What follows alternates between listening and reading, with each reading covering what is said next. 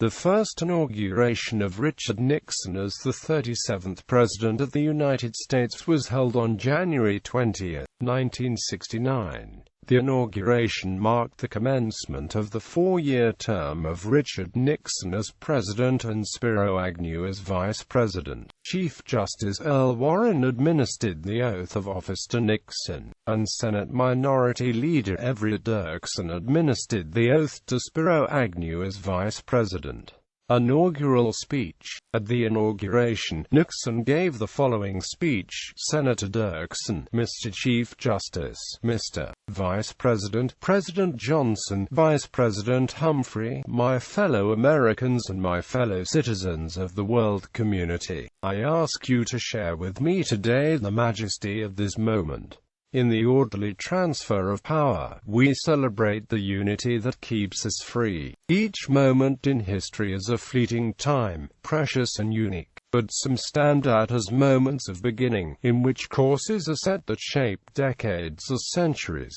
This can be such a moment. Forces now are converging that make possible, for the first time, the hope that many of man's deepest aspirations can at last be realized. The spiraling pace of change allows us to contemplate, within our own lifetime, advances that once would have taken centuries. In throwing wide the horizons of space, we have discovered new horizons on Earth, for the first time, because the people of the world want peace, and the leaders of the world are afraid of war. The times are on the side of peace. 8 years from now, America will celebrate its 200th anniversary as a nation. Within the lifetime of most people now living, mankind will celebrate that great new year which comes only once in 1,000 years, the beginning of the third millennium. What kind of nation we will be, what kind of world we will live in, whether we shape the future in the image of our hopes, is ours to determine by our actions and our choices. The greatest honor history can bestow is the title of peacemaker. This honor now beckons America the chance to help lead the world at last out of the valley of turmoil, and onto that high ground of peace that man has dreamed of since the dawn of civilization. If we succeed, generations to come will say of us now living that we must endure a moment, that we helped make the world safe for mankind. This is our summons to greatness. I believe the American people are ready to answer this call. The second third of this century has been a time of proud achievement. We have made enormous strides in science and industry and agriculture. We have shared our wealth more broadly than ever. We have learned at last to manage a modern economy to assure its continued growth. We have given freedom new reach, and we have begun to make its promise real for black as well as for white. We see the hope of tomorrow in the youth of today. I know America's youth. I believe in them. We can be proud that they are better educated, more committed, more passionately driven by conscience than any generation in our history. No people has ever been so close to the achievement of a just and abundant society, or so possessed of the will to achieve it. Because our strengths are so great, we can afford to appraise our weaknesses with candor and to approach them with hope. Standing in the same place a third of a century ago, Franklin Delano Roosevelt addressed a nation ravaged by depression and gripped in fear. He could say in surveying the nation's troubles, they concern, thank God, only material things. Our crisis today is the reverse. We have found ourselves rich in goods, but ragged in spirit, reaching with magnificent precision for the moon, but falling into raucous discord on earth. We are caught in war, wanting peace. We are torn by division, wanting unity. We see around us empty lives, wanting fulfillment. We see tasks that need doing, waiting for hands to do them. To a crisis of the spirit, we need an answer of the spirit. To find that answer, we need only look within ourselves. When we listen to the better angels of our nature, we find that they celebrate the simple things, the basic things such as goodness, decency, love, kindness, Greatness comes in simple trappings. The simple things are the ones most needed today if we are to surmount what divides us, and cement what unites us. To lower our voices would be a simple thing. In these difficult years, America has suffered from a fever of words, from inflated rhetoric that promises more than it can deliver, from angry rhetoric that fans discontents into hatreds, from bombastic rhetoric that postures instead of persuading. We cannot learn from one another until we stop shouting at one another, until we speak quietly enough so that our words can be heard as well as our voices. For its part, government will listen. We will strive to listen in new ways to the voices of quiet anguish, the voices that speak without words, the voices of the heart, to the injured voices, the anxious voices, the voices that have despaired of being heard. Those who have been left out, we will try to bring in. Those left behind, we will help to catch up. For all of our people, we will set as our goal the decent order that makes progress possible and our lives secure. As we reach toward our hopes, our task is to build on what has gone before, not turning away from the old, but turning toward the new. In this past third of a century, government has passed more laws, spent more money, initiated more programs than in all our previous history. In pursuing our goals of full employment, better housing, excellence in education, in rebuilding our cities and improving our rural areas, in protecting our environment and enhancing the quality of life, in all these and more, we will and must press urgently forward. We shall plan now for the day when our wealth can be transferred from the destruction of war abroad to the urgent needs of our people at home. The American dream does not come to those who fall asleep.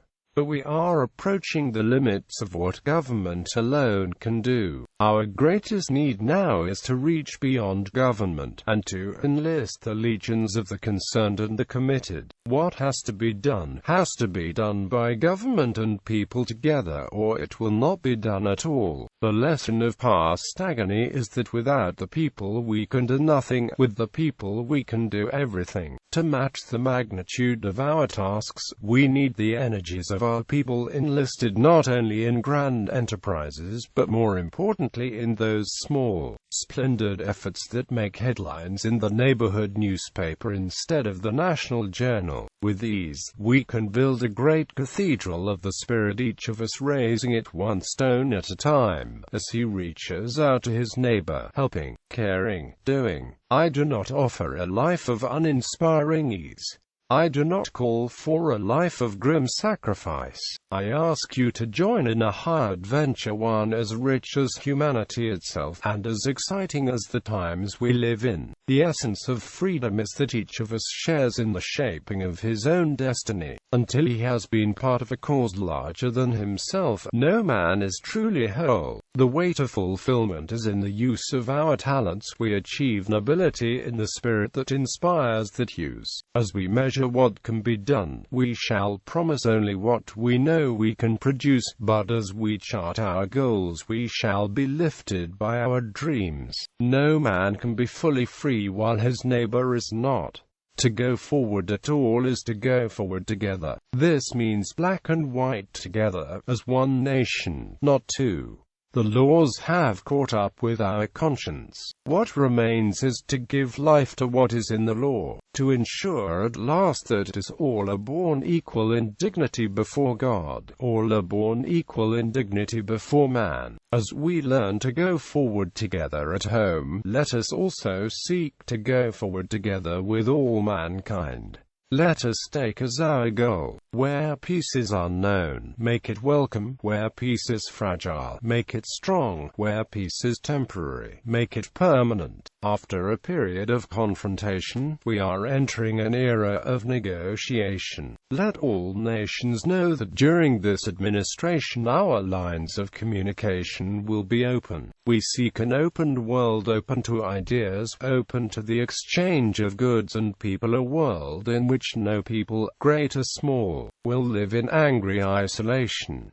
We cannot expect to make everyone our friend, but we can try to make no one our enemy. Those who would be our adversaries, we invite to a peaceful competition, not in conquering territory or extending dominion, but in enriching the life of man. As we explore the reaches of space, let us go to the new worlds together, not as new worlds to be conquered, but as a new adventure to be shared. With those who are willing to join, let us cooperate to reduce the burden of arms, to strengthen the structure of peace, to lift up the poor and the hungry. But to all those who would be tempted by weakness, let us leave no doubt that we will be as strong as we need to be for as long as we need to be. Over the past 20 years, since I first came to this capital as a freshman congressman, I have visited most of the nations of the world. I have come to know the leaders of the world, and the great forces, the hatreds, the fears that divide the world. I know that peace does not come through wishing for it, that there is no substitute for days and even years of patient and prolonged diplomacy. I also know the people of the world. I have seen the hunger of a homeless child, the pain of a man wounded in battle, the grief of a mother who has lost her son. I know these have no ideology, no race.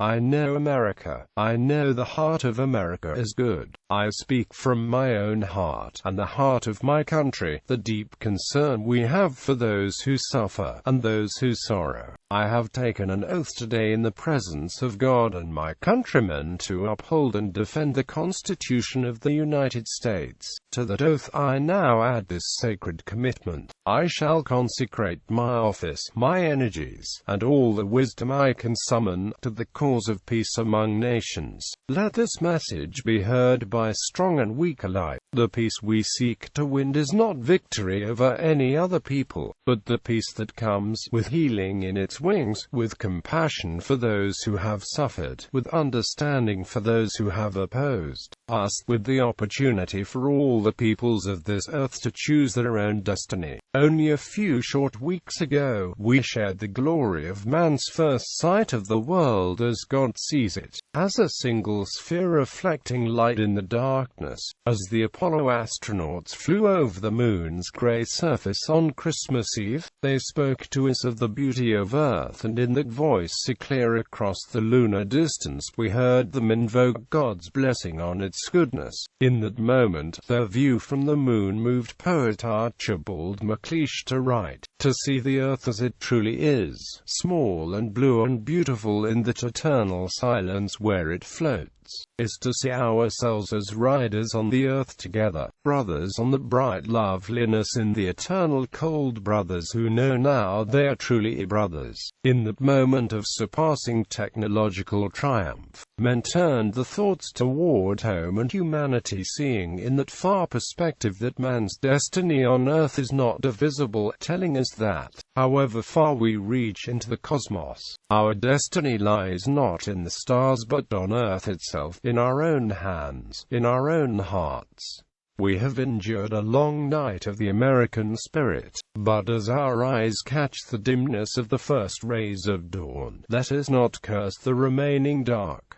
Let us gather the light. Our destiny offers not the cup of despair, but the chalice of opportunity. So let us seize it, not in fear, but in gladness, and, riders on the earth together, let us go forward, firm in our faith, steadfast in our purpose, cautious of the dangers, but sustained by our confidence in the will of God and the promise of man. Bibliography. http Avalon Law Yale edu/20th_century/Nixon1.asp